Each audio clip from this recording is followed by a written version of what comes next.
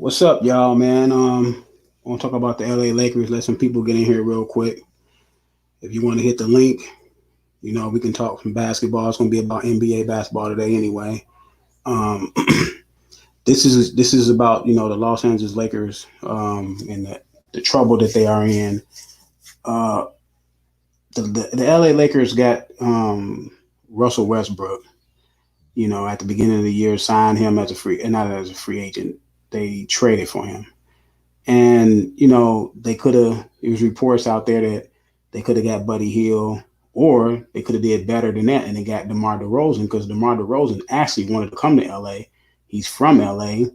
DeMar DeRozan is a great mid-range shooter, great scorer, still got a lot of left in the tank. I don't know why the word out there was that DeMar DeRozan didn't have anything left in the tank, because with the San Antonio Spurs, he was averaging what I believe like 23, 5 and 5. You know what I'm saying? So he got a lot left. He playing with the Bulls right now. The Bulls got a really good record. He would have fit right in with AD and LeBron James, because he utilized a part of the floor that LeBron James, don't utilize, and that's the mid range. LeBron James don't shoot a lot of mid range shots. He sometimes get in the mid post. AD, he shoots threes. He goes inside sometimes. He need to go inside more. But Russell Westbrook to me doesn't fit. Now, I can see what they were thinking. Maybe we have Russell Westbrook. If LeBron James or AD is out, Russell Westbrook can still run the offense and still, win some games when, either they're on rest or they're injured. Because we know AD has a long history of being injured. It seems like AD is always injured. It's like it's either his pinky, his toe. It's just AD is always injured. Anthony Davis is like got a long laundry list of just being injured, man, and he's just not durable. And I can see that's one of the reasons why they probably brought Russell Westbrook in. The second is LeBron James, and this is his 19th season. He's getting older. A lot of people say, well, they don't see that he's aging. I'm gonna tell you one thing about aging. When you're talking about you have to conserve energy, you're aging. Because trust me, when LeBron James was younger, he wasn't thinking about conserving energy. You don't think about conserving energy when you're young. You're young, you're vibrant, you got energy for days. So yeah, and LeBron James, a lot of times he doesn't finish layups at the rim. That's a sign of aging. When you're pump faking a lot, when basketball players start pump faking a lot, that's a sign of aging. So LeBron James is aging. Yes, he's still putting up numbers. We have an NBA that's wide open, so the court is open. The center is largely not. There's no challengers at the rim like it used to be. So the centers are shooting threes. Even Joel Embiid, he be out by the 3 point line. Anthony Davis is considered a big man. He be out there by the 3 point line. Jokic is the only one to me that he really works from the center position. He passes and all that stuff from the center position. We know Rudy Gobert. He's a traditional center that goes down there, block shots, get rebounds. He doesn't score a whole lot. Who else? Nurkic from Portland. Even he shoot threes sometimes. So it's not a lot of challenges at the rim. So this NBA right here is set up for longevity. There's not a lot of physical play. The physical play has largely been taken out of the game. Now they do let people play a little bit more physical in the playoffs, but it's not as physical as it used to be. So guys are going to play. You're going to start seeing guys play longer. They're going to be putting up more and more numbers. You're going to see players like Larry Bird, Charles Barkley, Michael Jordan, all those guys going to be falling down the scoring list, because the scoring is a whole lot more easier. So that's going to happen. So these players are going to have to be judged by errors, of course. But yeah, so but to me from the start, I knew Russell Westbrook was not going to be a fit for the Lakers. For one, Russell Westbrook have to have the ball and dominate the ball. He has to have the ball and dominate the ball for Russell Westbrook to be himself. Coming to the Lakers, LeBron James handles the ball in this LeBron James system. Everything runs through him and AD. Um, Now it's always reports when LeBron James get a high level free agent is that he's going to or if they trade for one, that he's going to play off the ball more. That's not going to happen because LeBron James can't be LeBron James without dominating the ball. It's just a lot of players cannot play without the ball. LeBron James can play without the ball more than Russell Westbrook because LeBron James has a more he has a better jump shot than he had in the past, so he can play off the ball a little bit. Russell Westbrook, no, he's not a good shooter. He's not a good 3-point shooter. He's not a good mid range shooter. Hell, he's not even a good free throw shooter nowadays. Russell Westbrook used to shoot in the low 80s from the free throw line. He ain't even doing that. So when you take the ball out of Russell Westbrook's hands, you're going to get about 45% of Russell Westbrook.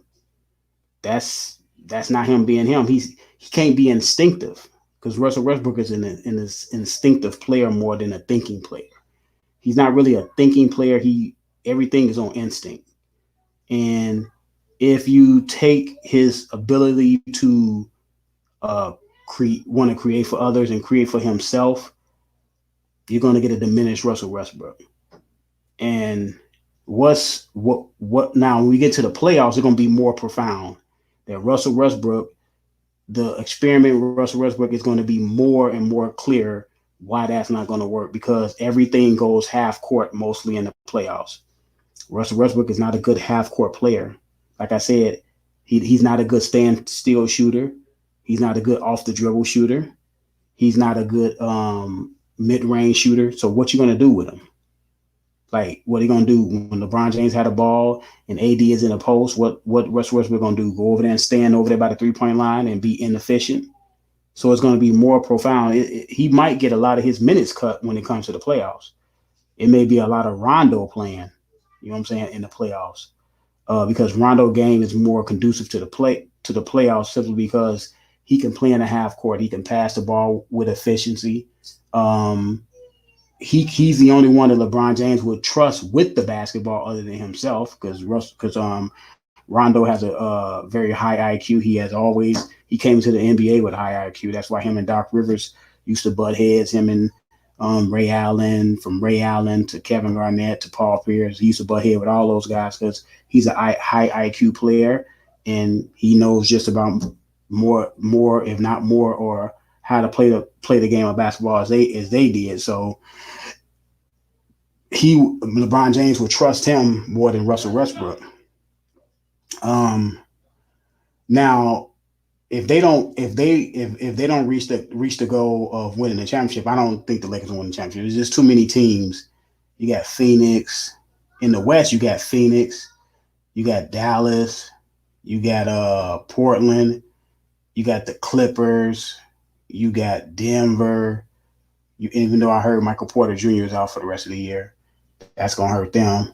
You have a young Memphis team, even though John Morant is hurt, so they may, catch some breaks there. But you got some talented teams in the West, and you got Golden State. I think Golden State and Phoenix are the top two teams. Now, they did play each other the other day. Phoenix won. Golden State still don't have Klay Thompson. They don't have the big man down low. What's his name? His name will come to me, but they don't even have James Wiseman. They don't have him. So when those two players come back, Golden State going to be even more potent. Golden State remind me of the 2015 Golden State before they got KD, when they had that tremendous bench, when they had that dynamic bench with Barbosa coming off the bench. What's my guy name? He was coming off the bench. Iguodala was coming off the bench until they go to their small lineup. So they had some guys coming off the bench that was dynamic, scores, playing defense, playing fast. And this second version of that is with Jordan Poole and those guys. You got a lot of guys off that bench that are some veteran guys off that bench, coming off that bench playing well, like Porter.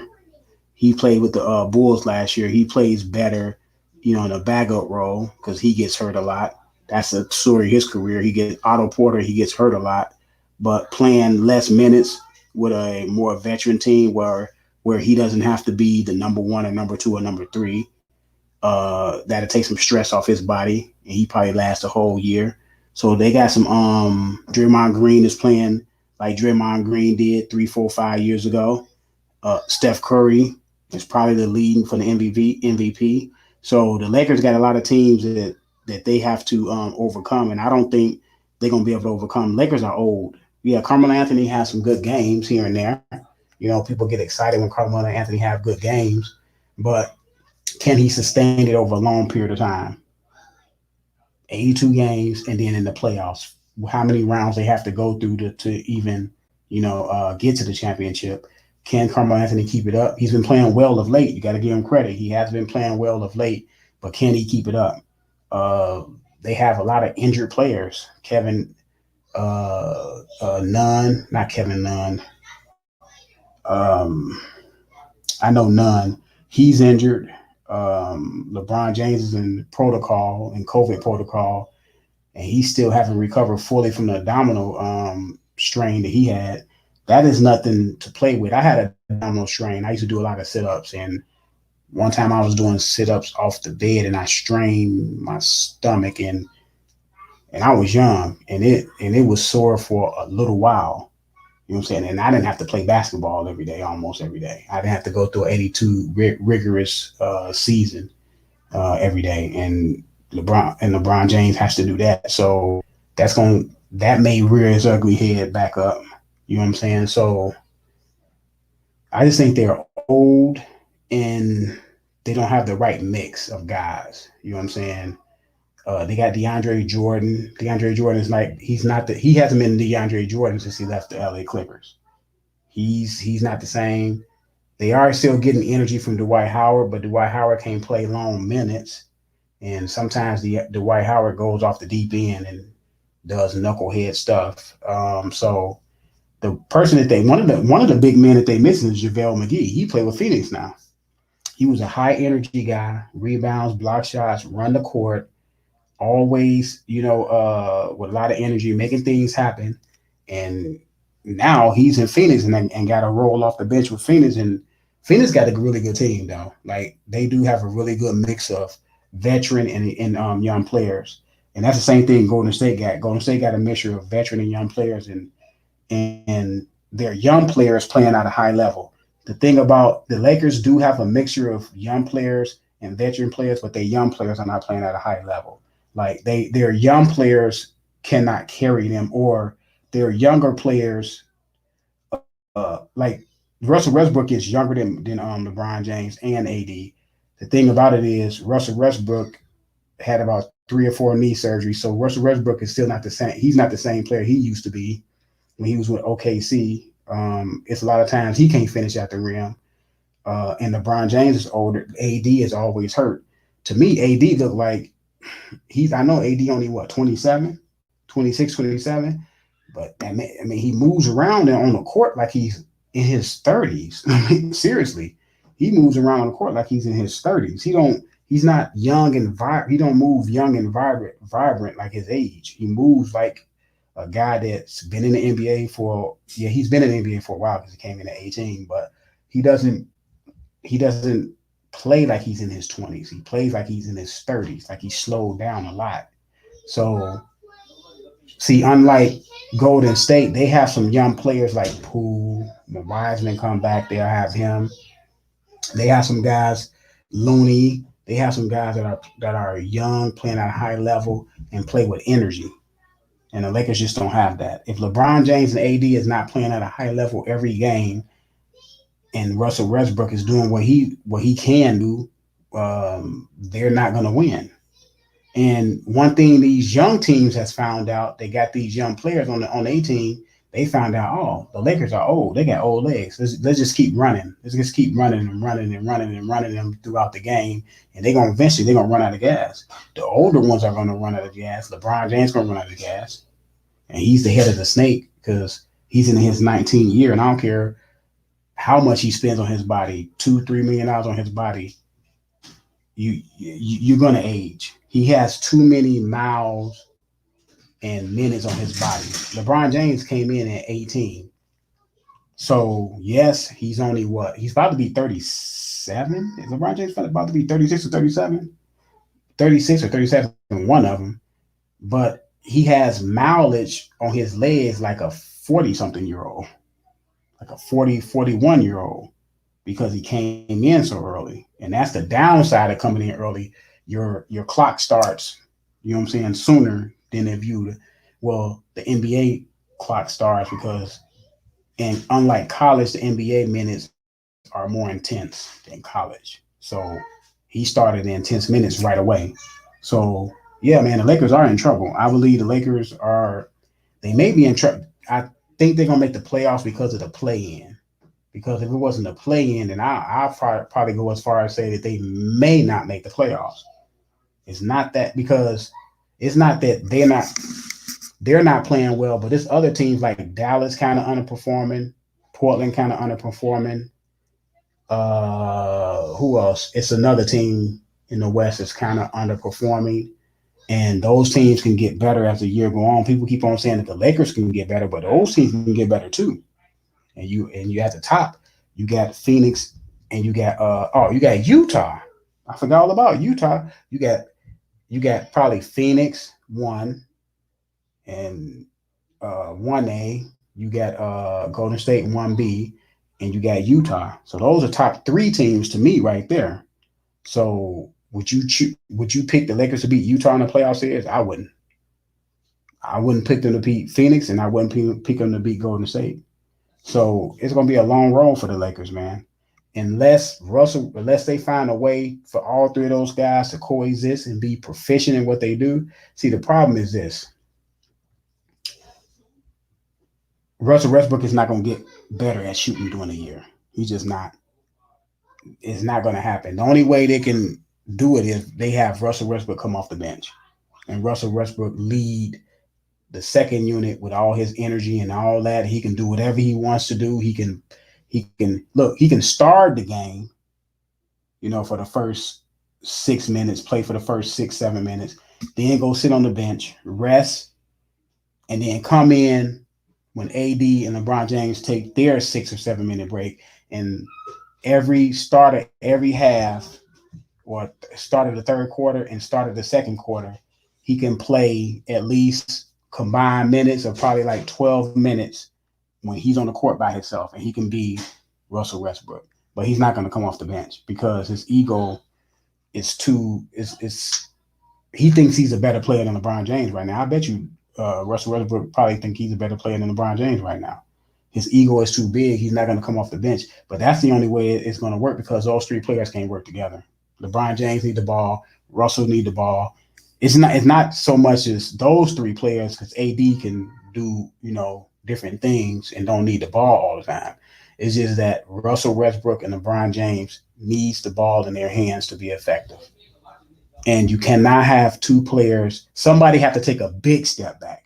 Like when LeBron James went to Miami in that first year, they were still trying to figure out him and Dwayne Wade, who gonna take the lead, who gonna do this, who gonna do that. And then after they lost the Dallas series, Dwayne Wade went to LeBron James and said, "Look, it's your team. I'm gonna take a step back. I'm gonna play off of you." But see, Dwayne Wade can do that. And another thing, Russell Westbrook don't play defense. He's not gonna give you anything if he's not scoring. Now he'll rebound at a high level. That's one thing that Russell Westbrook will bring, is a rebounding potential to get you 10 rebounds a game. But he doesn't play any defense. And see, when Dwayne Wade took a step back, Dwayne Wade can hit the mid range. Dwayne Wade can play defense. Dwayne Wade can get to the rim, and he can play make. Now, Russell Westbrook can play make, and he can rebound at a high level. But that's only two things that he can do at a high level, and that requires him to come off the bench. Like I said, when Dwayne Wade took a step back, Dwayne Wade was able to do other things at a high level. And I don't know, man. And if they don't meet their ultimate goal, we all know who they're gonna blame. They're gonna blame Russell Westbrook. But to me, don't blame Russell Westbrook, because if I know what Russell Westbrook is, so I'm not gonna blame him. You got to blame LeBron James, because Russell Westbrook is not in LA without LeBron James' blessing. And he knows better than me how Russell Westbrook play.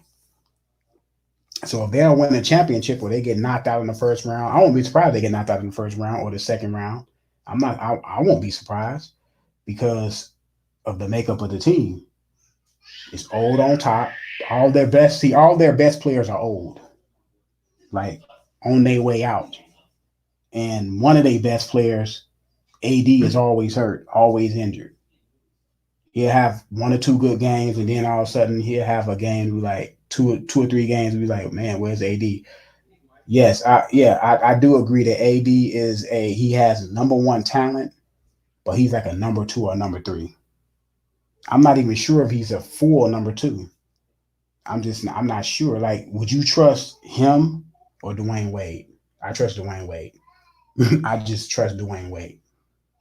Would you trust him or James Worthy? I trust a James Worthy. Would you trust him or Scottie Pippen? I trust a Scottie Pippen. So I don't know, man. I just think that the Lakers gonna have a big decision come this offseason. Will they continue with the LeBron James experience? Now, look, LeBron James is bringing them a lot of money, bringing that franchise a lot of money, a lot of notoriety. So they'll probably keep LeBron James. Like, what do you do with AD? Because he's always injured. Now, y'all were saying that LeBron James is going to turn over the keys to AD eventually. How can you turn the keys over to AD? He's not even ready. He couldn't even lead New Orleans. How are you going to lead the Lakers? And then what do y'all do with Russell Westbrook? Do y'all keep Russell Westbrook? Or do y'all trade LeBron? I don't know. They're just in a no-win situation.